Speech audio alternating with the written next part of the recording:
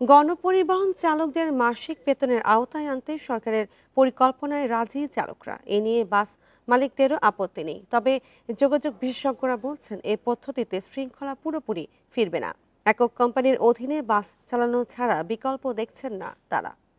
Bundle থাকলে প্রতি সেনমানিতে টাকা বাঁচবে। বিকাশ সেনমানি বান্ডেল কিনে জিতুন প্রতি লেনদেনে। রাজধানীতে বেশিরভাগ পরিবহনই চলে চুক্তিতে। এতে চালক ও সহকারীরা বেশি আয়ের আশায় সড়কে বেপরোয়া প্রতিযোগিতায় নামেন। ফলে নষ্ট হয় শৃঙ্খলা, শঙ্কা বাড়ে দুর্ঘটনার। এ থেকে বাঁচার উপায় সরকারের পরিকল্পনা চালক ও সহকারীদের মাসিক বেতন আর নিয়োগপত্রের আওতায় আনা। চালকদের অনেকেই এ পদ্ধতিতে রাজি, বলছেন আর্থিক নিশ্চয়তা অহেতুক প্রতিযোগিতা কমাবে।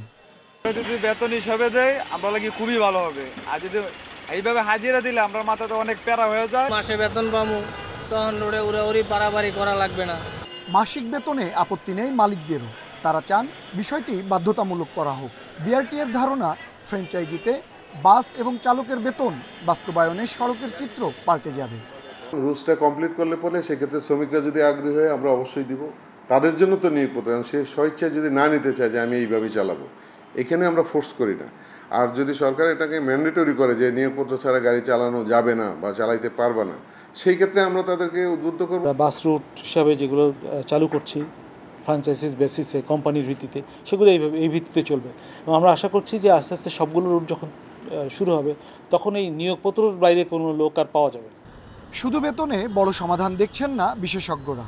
বলছেন একক কোম্পানির অধীনে বাস চালানো ছাড়া কোনো উদ্যোগই টেকসই হবে না।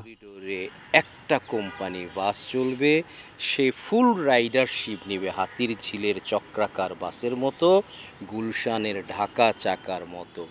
মালিক যখন অন্য কোনো প্রতিযোগিতা না পাবে তখন কিন্তু একটা গুড গভর্নেন্স আসবে।